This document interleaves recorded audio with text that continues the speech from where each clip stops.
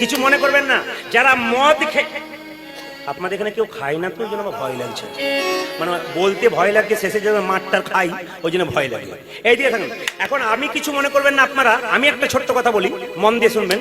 দেখবেন বিসর্জন যখন হয়, আমি অন্য জায়গাতে দেখেছি, কোনো জায়গার নাম করব না, বিসর্জন হচ্ছে এই দেখুন, আবার কবে আসছে বছর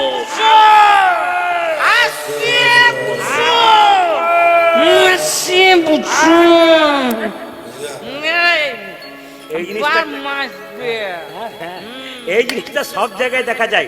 লক্ষ্য করুন, মা যখন ডুবছে তখন যে পুজো করে ভাসাচ্ছে সে মদ খেয়ে নাচছে।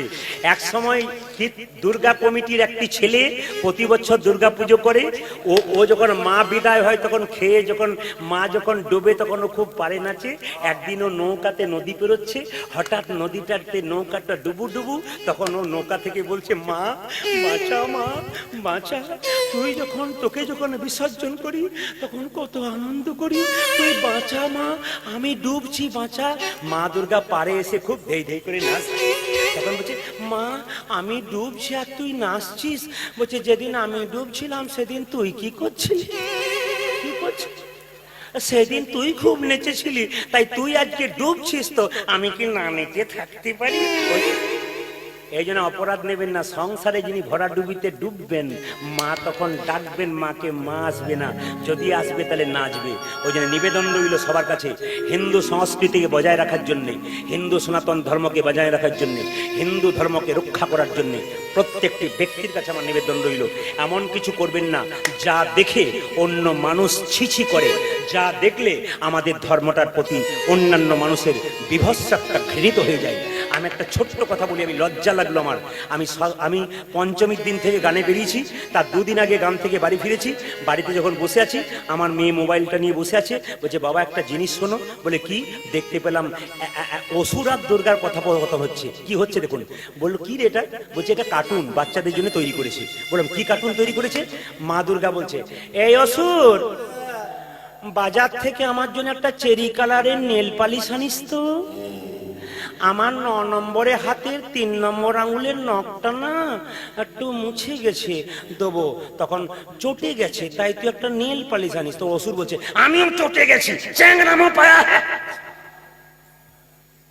আপনারা হাসলেন না, অন্য জায়গায় হাসে, লজ্জা লাগা উচিত আমাদের। যদি এটা কার্টুন হয় যে আমার 9 নম্বর হাতে 3 নম্বর আঙুলটার নখটা চটে গেছে, ওষুধ তখন বলছে, আমিও চটে গেছি, চ্যাংরামো পায়া। বলুন, হাত তুলে বলবেন, হিম্মত নিয়ে বলবেন, আমি ভয় খেয়ে বলি না, আমি সাহস দিয়ে বলি, আমি ধর্মকে রক্ষা করার জন্য বলি, আমি সনাতন ধর্মকে বাঁচার জন্য বলি, আমি সব ধর্মকে সম্মান দিই, সব ধর্মের মানুষকে আমি বলি, নিজেদের ধর্মগুলোকে যত্ন করে রাখুন, আপনারও ধর্মকে যত্ন করে রাখুন। এই সমস্ত কার্টুন তৈরি হওয়ার পর আমাদের বাচ্চা ছেলেগুলো ভবিষ্যতে মা দুর্গা সম্পর্কে আর ধারণা কি হবে বলুন আপনারা? মা দুর্গা সম্পর্কে ধারণাটা কোন জায়গায় যাবে? যদি বলে চ্যাংরামো পা, হ্যাঁ আমি চটে গেছি, তাহলে মা দুর্গার সম্বন্ধে তারা হাসছে, এতে তাদের ভাষাটা কোন জায়গায় যাচ্ছে?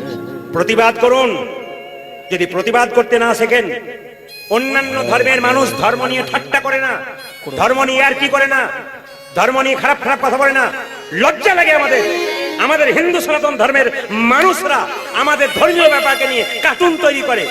সবচাইতে লজ্জার ব্যাপার, লকডাউনের আগে আমি বিভিন্ন জায়গায় পুজোর সময় গান করতে গেছি, আমি মাথায় হাত দিয়েছি, লজ্জা পেয়েছি, লোকে তাকিয়ে তাকিয়ে দেখছে, মোবাইলে ছবি তুলছে, কি দেখছে? বিরাট বড় প্যান্ডেল, তার সামনে একটা স্কুটি দিয়েছে, স্কুটিতে চেপে আছে বাবা শিব, আর মা দুর্গা তার পেছনে হাত দিয়ে বসে আছে, লোকে সব দেখছে। আর আমি বললাম, ভাই এটা কি হয়েছে? এটা থিম করেছি, থিম। এই থিম করতে যে আমরা জাহান্নামে যাচ্ছি, এটার দিকে কারো নজর নেই। এইরকম থিম করবেন না। ওই বাবাকে স্কুটিতে চাপিয়েছেন, বাবা কোন স্কুটিতে চাপে নাই, মা দুর্গা পেছনে হাত দিয়ে আছে, মা দুর্গা চাপে নাই ওভাবে। আপনার ধ্বংস করছেন এভাবে ধর্মটাকে। আমার বারবার নিবেদন রইল, ধর্ম ধর্মের জায়গায় থাকবে। সব চাইতে ভালো লাগছে, আমি যখন থেকে এখানে এসেছি, আজকে এই সুন্দর ক্লাব এত সুন্দর সুন্দর গান বাজাচ্ছে, যে গান শুনলে মানুষের মন স্থির হয়ে যায়। অন্য জায়গাতে এমন ঝিস ঝাস করে ডিজে বাজে সারাদিন, মাথাটা খারাপ করে দেয়, কিন্তু এত সুন্দর সঙ্গীতগুলো বাজছে ক্লাবে। আমি সেই ক্লাবের জন্য মায়ের কাছে প্রার্থনা করব, এই ক্লাব যেন দিনের পর দিন সুন্দর থেকে সুন্দরতর হয়। আপনার সবাই হাততালি দিয়ে সেই ক্লাবকে একটু এইরকম ক্লাব গড়ে উঠুক, যে ক্লাবে নোংরা গান বাজবে না। এরকম ক্লাব গড়ে উঠুক, যে ক্লাবে সুন্দর সুন্দর শিক্ষা দেওয়া হয়েছে। দেখুন, যখনই ডান দিকে ঢুকবেন, মোটরসাইকেল অ্যাক্সিডেন্ট, জোরে চালাবেন না। কি সুন্দর সুন্দর শিক্ষা দিয়েছে, আপনারা যেতে যেতে দেখতে পাবেন। এরকম শিক্ষামূলক, গঠনমূলক কথা এরকম অনুষ্ঠানে দেওয়া উচিত, এটা আমাদের কর্তব্য। এই জন্য এই ক্লাবকে আমি সবার সামনে, এই তো ক্যামেরা হচ্ছে, প্রচুর লোক শুনতে পাবে, আমি ধন্যবাদ জানালাম। আজ সকাল থেকে সুন্দর সুন্দর গান, সুন্দর। তার চাইতে আরো ভালো লাগলো কি জানেন? ভালো লাগলো এইটাই, আমি বললাম এত বড় প্যান্ডেল, এত বড়, এত এত ভক্ত হবে, প্যান্ডেল করেন নাই? তখন একজন ভাই বলল, কিছু মনে করবেন না, বৃষ্টি আমাদের হবে না। কিন্তু দেখাচ্ছিল 86% বৃষ্টি এদিকে সন্ধ্যে 6টার সময় হবে, মোবাইল দেখাচ্ছে, নেট দেখাচ্ছে। কিন্তু আশ্চর্য ব্যাপার, যখন আমি আসর উঠতে যাচ্ছে 86টা 30% হলো। এরা বলতে চাইলো মায়ের প্রতি আমাদের অগাধ বিশ্বাস আছে, জানি মা বৃষ্টি দেবে না। আর সবাই একবার হাততালি দেন এদের মনের জোরকে, সবাই হাততালি দেন মায়ের প্রতি ভক্তি। এদের যে মায়ের প্রতি কত বিশ্বাস, এই বিশ্বাস মা বজায় রেখেছে। আজকে আকাশে মেঘ করে আছে, ভার করে আছে, কিন্তু বৃষ্টি নাই বাবা। সবাই লক্ষ্য করুন, আজকে সপ্তমীর দিনে মা দুর্গার ঘট আনতে গিয়েছিলেন, জোরে বলুন হা না না। এইদিকে দিকে, আচ্ছা কলা গাছটাকে দোলাতে চাপিয়ে নিয়ে যাওয়া হয় নাই? ব্রাহ্মণ ঠাকুরকে জিজ্ঞেস করবেন, 9টা গাছের শাখা দিয়ে ওই কলা গাছটাকে হলুদ সুতো দিয়ে বাঁধা হয়েছে, মন্ত্রপুত, আস্তে মন্ত্রপুত করা হয়েছে, তারপর মায়ের কাছে আনা, মন্দিরে আনা হয়েছে। গণেশের পাশে লাল পেয়ে সারি করে কলা বউ রূপে রাখা হয়েছে। কিছু মনে করবেন না, মা যখন এলো আজকে ঢাক ঢোল বাজালেন, আর 4 দিন মা থাকবে, আনন্দ করবেন। আচ্ছা কিছু মনে করবেন না, আপনাদের মেয়ে বাড়িতে 4 দিন জন এসছে, আনন্দ হবে না দুঃখ হবে? জোরে বলুন। আনন্দ হবে, একটু জোরে বলবেন, আনন্দ হবে। আচ্ছা মা যখন, মেয়ে যখন শ্বশুর বাড়ি আবার যাবে, তখন আপনার কি হবে? হ্যাঁ, এখন বলছেন চোখে জল হবে। আর কিছু মনে করবেন না, আমাদের ছেলেরা মা যখন আসে তখন অত আনন্দ করে না, মা যখন বিদায় নেয়, আপনাদের এখানে নয় অন্য জায়গাতে, এইরকম খেয়ে কি নাচ আর কি ডিজে বাজানোর জোর। মা বলতে চাই কৈলাস পর্বতে গিয়ে তার স্বামীকে, স্বামী বলে কি এই বছরটা গেলাম, পরের বছর যাবার চান্স নাই। বলে কেন? যা ডিজে বাজাচ্ছে বয়স্ক লোকগুলো তো ভাটের দোষ হবে, ওদের ভবিষ্যতে হবে ছেলেগুলোর, আর আমারও দোষ হয়ে যাবে। এই জন্য মা দুর্গা বলে দিল কি জানেন? এই যে দেখেন, এই জন্য মা যখন থেকে ডিজে শুরু হয়েছে তখন থেকে মা বলেছে যে এইবার তোরা আর আমাকে দেখতে যাবি না। যত জায়গায় বলেন ঠাকুর দেখতে যাব, ঠাকুর দেখতে যাব, সত্যি কি ঠাকুর দেখতে যান? কি দেখতে যান? বলে ঠাকুর নয়, প্যান্ডেল দেখতে যান আপনারা। বলুন হ্যাঁ না না? এখানে আপনারা কি দেখছেন? মাকে যত না দেখছেন, প্যান্ডেল দেখছেন না? সব জায়গাতে বড় বড় শহরে চল ঠাকুর দেখে আসি, ঠাকুর দেখতে যায় না, কি দেখতে যায়? প্যান্ডেল দেখতে যায়। মা বলে আমি প্যান্ডেলের কোণে লুকিয়ে থাকবো, তোরা দেখে পালিয়ে যাবি, বাস। অহল্যা স্বামী বলে উঠলো, এসো ব্রাহ্মণ, আসন গ্রহণ করো, কি চাও? সেবা। বাহ, আমার কত ভাগ্য ভালো, কেউ আসে না, আমার ছেলে মেয়ে নাই গো, আমি কাউকে সেবা করতে পারি না, লোকে আমাকে খারাপ খারাপ গাল দেয়, এত সম্পত্তির মালিক আমি, ছেলে। তুমি ব্রাহ্মণ বৈষ্ণব এসছো বাড়িতে, এসো এসো এসো। বাবা, যারা কীর্তন শুনতে এসছেন তাদের কাছে নিবেদন রইল, বাড়িতে কোনো বৈষ্ণব এলে তাকে ফেরাবেন না, বাড়িতে কোনো ভিখারি এলে আপনি ভিক্ষা দেবেন না, আপনার বাচ্চাকে দিয়ে দেওয়া করবেন না। প্রশ্ন করবেন মায়েরা, বাচ্চাকে দিয়ে দেওয়া করাবো কেন? ছোট ছোট বাচ্চাগুলোকে দেওয়া করবেন কেন? তাদেরকে দিতে শেখাবেন, ওরা যদি দিতে শিখে আপনার বয়স যখন হবে আপনাকে দেবে, আর ওরা দিতে না শিখলে ও শিখবে না। কিছু মনে করবেন না, দান করবেন কিন্তু নাম দেবেন না।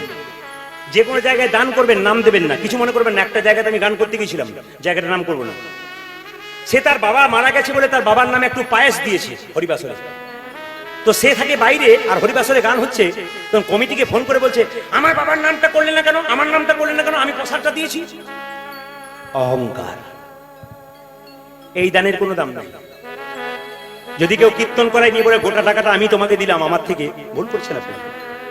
আজকে যেখানে কীর্তন করলাম গোটা কমিটির লোক ওই কীর্তনের টাকা দেয় নাই, একজন ভদ্রলোক একাই দিলেন, বড় ব্যবসা আছে, কমিটি টাকা দিতে এসছে বলে রাখ তোলা টাকাটা আমি দিয়ে দিচ্ছি, পকেট থেকে দিয়ে দিলেন। বললেন প্রদীপবাবু কোথাও বলবেন না যে আমি দিয়েছি। কমিটির ছেলেগুলোকে বললো কাউকে বলবি না যে আমি দিয়েছি। কেন? যে দেয় তার নামটা লোকের সামনে বলতে নাই, নামটা ভগবানের খাতায় লেখা যায়।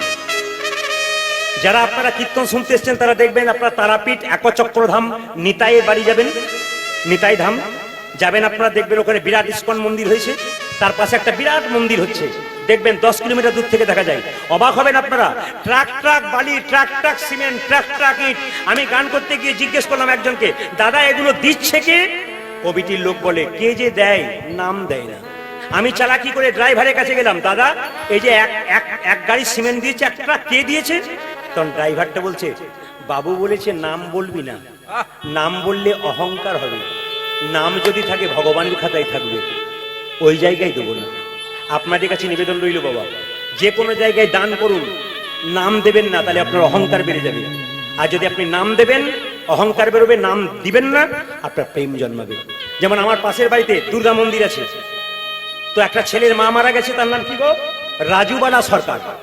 তো ছেলেটার মা কি করেছে, ছেলেটা কি করেছে, মা মারা গেছে বলে মন্দিরে একটা ফ্যান দিয়েছে, ফ্যানটার নিচে দিয়ে লিখে দিয়েছে রাজুবালা সরকার। ফ্যান ঘুরছে। একদিন তার মা স্বপ্ন দিচ্ছে, খোকা তুই কেমন আছিস? মা তোমাকে হারিয়ে আমি ভালো নাই, মন খুব খারাপ। মা তুমি কেমন আছো? আর বলিস না, আমি খালি ঘুর ঘুর ঘুর ঘুর ঘুর। তার মানে বুঝছেন তো, ফ্যানের নিচে রাজুবালা সরকার লিখেছে, ফ্যানও ঘুরছে, রাজুবালা সরকারও ঘুরছে। ওই জন্য নাম আপনারা দেবেন না, যেখানে দেবেন হৃদয় ভরে দেবেন।